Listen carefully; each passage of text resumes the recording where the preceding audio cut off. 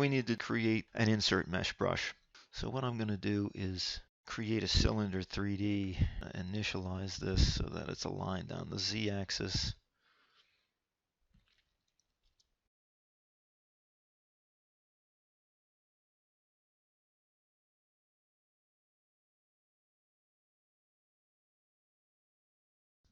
Going to open up the inner radius.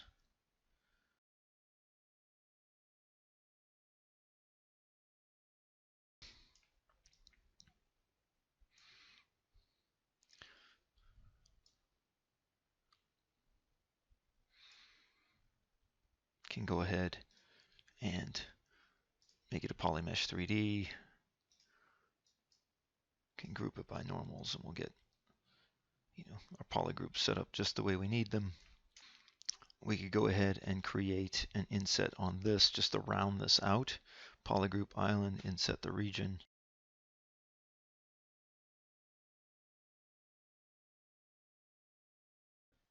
Do a move.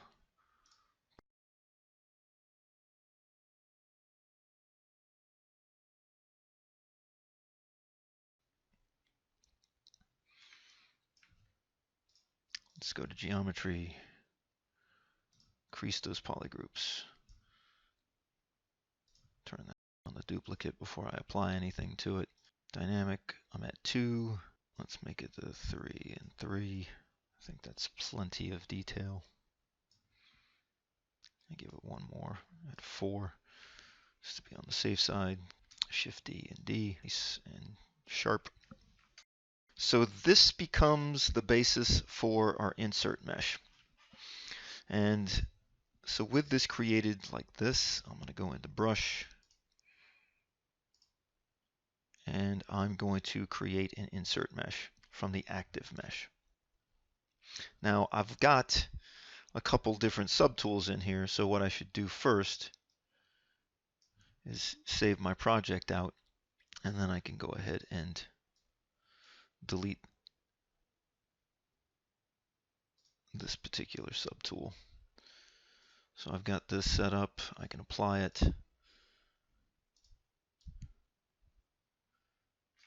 All set up.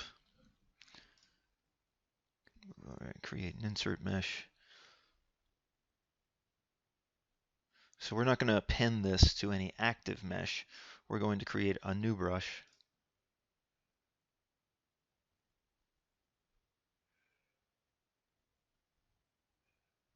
Okay, so there it is. And it is the active mesh now, so I can go ahead and bring my subdivision levels. I'll delete those just to demonstrate this really quick. But now I can draw this, and because it's working, because I drew it out straight facing the camera. So let's go back to our master here. Let's go to our transform, activate symmetry in Y with a count of 4. Go to the base. Make sure I'm on the correct subtool here.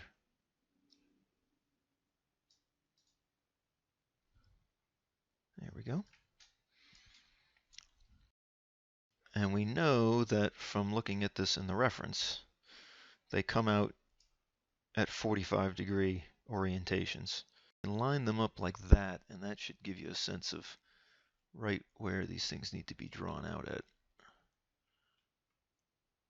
And I'm holding space to move them.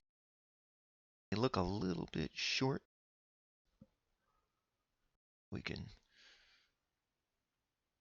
split the unmasked points just as we did before.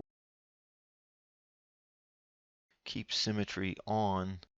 We're gonna go ahead and do that, and that should get all of those.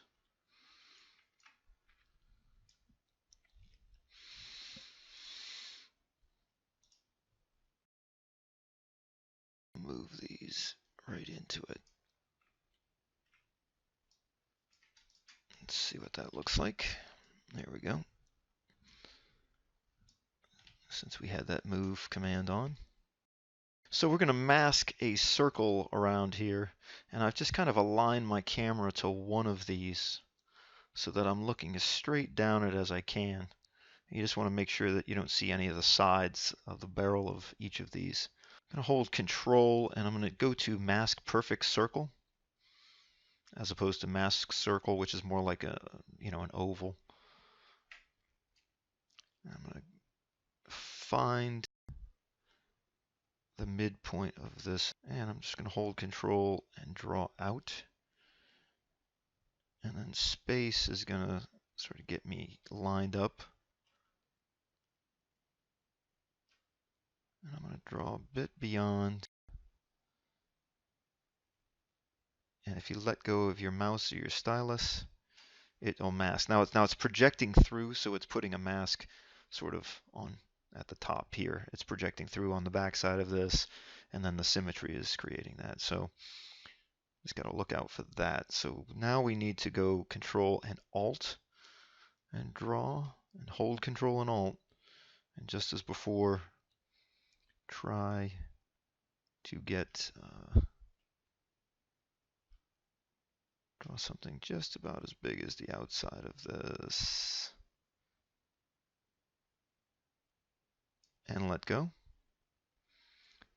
And it may take a couple tries, but you're just looking for something that gives you a thin kind of ring around there. Might not be completely symmetrical, but that's close enough. And we can turn symmetry off, Control and Alt, and go back into, let's go hold Control and just do mask with the pen, and then Control and Alt. Just get rid of all that stuff at the top. Anywhere off in space, you can Control and click, and it'll invert the mask. You can then go to deformation, and we can go to inflate, and you can start to inflate these out. You can also start to smooth them out.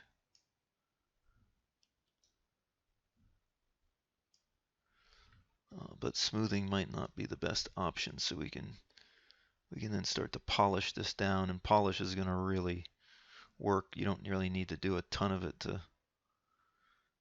but we're at a high point count, so just go ahead and let ZBrush do the work here, and just do a little bit at a time. You may see a little bit of faceting in there, in which case we can do a little bit more polishing. Again, a little goes a long way, and it also takes ZBrush a bit to process it when you've got point counts that are getting pretty high. And either by softening or by polishing, we can get this in a cleaner state.